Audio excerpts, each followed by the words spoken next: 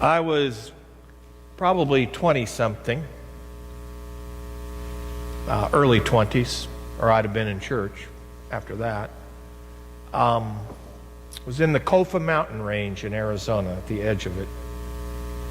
And early in the deep darkness before dawn, I'm climbing a high desert mesa. I'm cocooned in a profound silence. My breath is a vapor blown by the night wind. Body and soul are seeking to ward off a chill that's more than temperature. It's a chill that runs deep. No one is near, and I'm conscious of my own isolation. And across the landscape of my soul, there emerge feelings of emptiness, loneliness, even foreboding. And I wonder if this is what it was like for the women that early ancient morning as they approached the tomb. For there is something about the night that is contrary to human flourishing. Seated on prehistoric rock and ancient sand, I await the light of day, thinking and reflecting. What is life? What is life? What is your life? Our answer depends upon time and circumstance, doesn't it? When I was young, I thought that life was all out there in front of me, way far out to my way of thinking. I couldn't wait to get on with it. Let me at it. I want to be 30 years old. Yeah, I feel differently now. How about for yourself? Remember when you thought McDonald's was a 4-star restaurant? Remember that? Or how about when you yearned for that Chevy Super Sport? 390 cubic inches and 350 horsepower and 3 miles a gallon, and it didn't matter. Because 3 gallons were less than $1. Now that was life. Or how about when you hit that career age? If only I could get that big promotion, then I'd have it made. Let me ask you a question this Easter morning, 2014. Did everything turn out according to plan in your life? How many of you, your life went just exactly like you planned it? Not likely, yeah, right. Forrest Gump's mom was right. Life is like a box of chocolates. You never know what you're going to get. Some of what you get won't be fun. Sometimes you're going to get wounded, young folks. And sometimes in your life you will experience pain. And sooner or later, at some point, everyone gets nailed to a cross. You've come to church on Easter. Some of you I haven't seen in a while. It's good to see you again. But maybe you're one of them that's been here a lot. Maybe you're among the walking wounded. Whatever the case, the chances are that not everything in your life is great. Here's some good news. Joy has no meaning without the corresponding condition of sadness. And resurrection is not resurrection without crucifixion. Courage is conceived in the womb of fear. Hope is born in the soil of despair. Now the Easter story comes to us this year. Thank you, Reverend Leroy, wherever you got to, right there. From the book of Luke. Jesus has been killed. He's dead. A bunch of women, led by Mary of Magdala, approached the tomb in order to anoint the body. They find the stone used to seal the tomb rolled away, but the body is missing. Suddenly, two men with a dazzling appearance are in the midst of the women, and the women are terrified. And the two dazzling figures ask, "Why seek ye the living among the dead? He is not here, he is risen." And the women, we're told, rushed back to tell the other apostles. And their story seemed to the men to be what? The idle chatter of women. After all, they thought, who listens to wives' tales? To the two men, the Easter story was larger than life. Resurrection was larger than their sense of the possible, and maybe ours as well. The message that the women brought back from the empty tomb was beyond the limits of the men's understanding of this earthly life. Listen to me. Easter was, Easter is, and Easter will always be larger than our naming and taming, beyond our expectation and explanation. Easter is larger than life. I think we're no different by and large than these men. We're pretty sure of death and taxes. We're not so sure about the resurrection piece, right? We hope for Easter, but who knows? We struggle to decide whether Easter and resurrection are fact or fiction. And we know that each gospel has a different take on the resurrection. And it doesn't help that you can see chronologically in the Gospels a dramatic progression.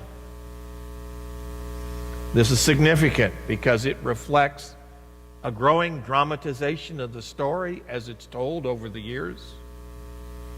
So I ask you today, is resurrection a make-believe story? Or is resurrection a historical fact?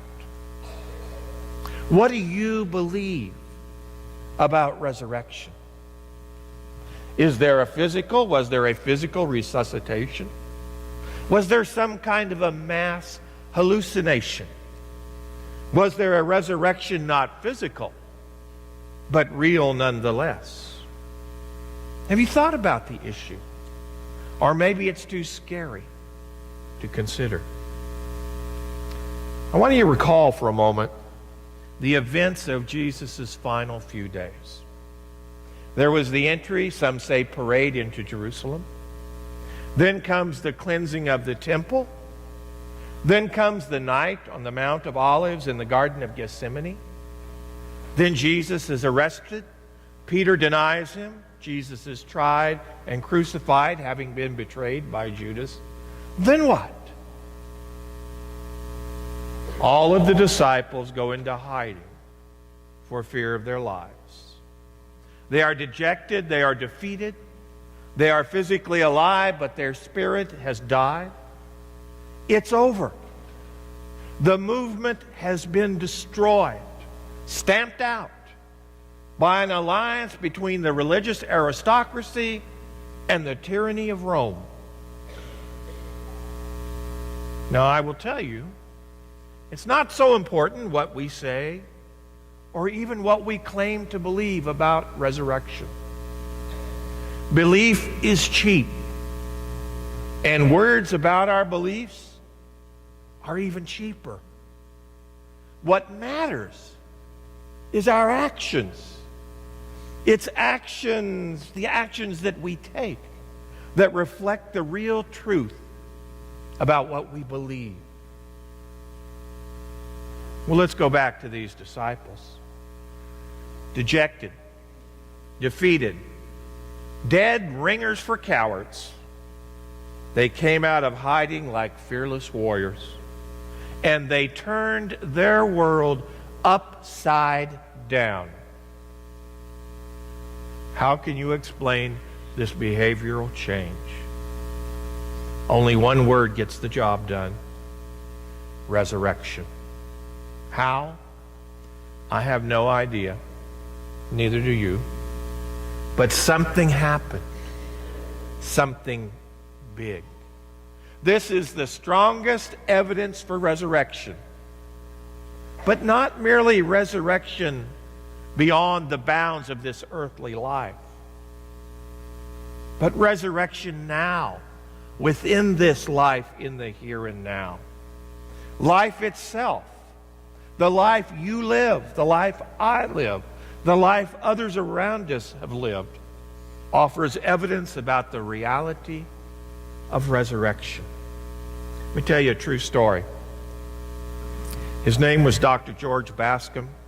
He was a Harvard-educated surgeon in the community of Manhattan, Kansas. We called it the Little Apple.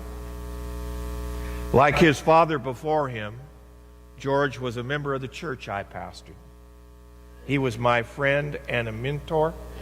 He is now deceased, but he still means a great deal to me. George was a fine surgeon. He was well-liked, well-respected, well-paid. He had what many would call the good life. He had an argument with his 16-year-old son, Harry, one night. And the next day, they found that Harry had taken his own life. The family was devastated. George Bascom could have given up on life right then and there. Many do. But we would understand. But after a time in the wilderness, a time of hurt and depression and a bit of wandering, George experienced resurrection.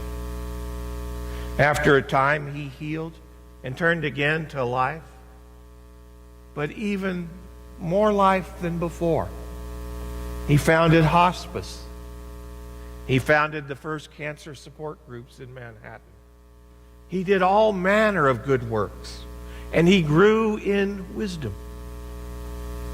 And he grew beyond the role of physician and became a kind of shaman for the community. He also became a poet. I want to share one of those poems with you today. It's called Chorale. C-H-O-R-A-L-E, as in choir. It's a reflection on life at the wedding of his remaining son. It could also be written about a congregation. George wrote, "Like a chorus, we attend the radiance of this sacrament. Together we bring lives scarred by almost all that can go wrong. In this still moment, God alone is privy to our thoughts.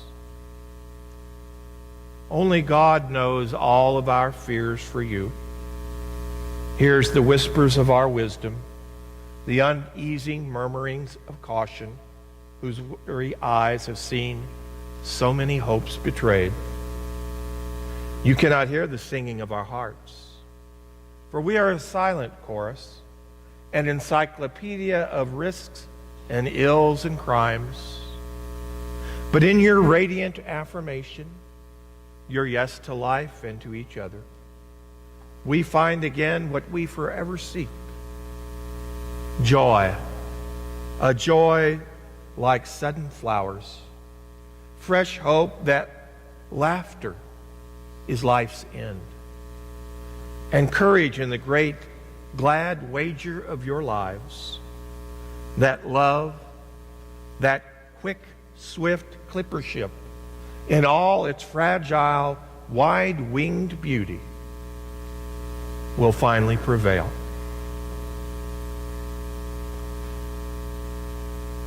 The claim of Easter, mystery and all, the claim of Easter is that love has in fact finally prevailed, and life conquers death. On a high, dark mesa in the Kofa Range, I await the morning. I'm cold and alone, and the desert is cold, very cold just before dawn. And I'm wondering if the sun will ever rise again. And I know, I think, in that moment, some of what those disciples must have felt. But suddenly and gloriously, the dawn begins to appear. Out of the gray shadows, shapes become visible. Purple mountains rise in the distance. Beneath me, the desert arroyo is lined with lush green vegetation. Bighorn sheep graze in the valley below. The full morning sun warms my body and soul. It's early Sunday morning. It's Easter morning. Christ is risen, and life is triumphant over death. Amen.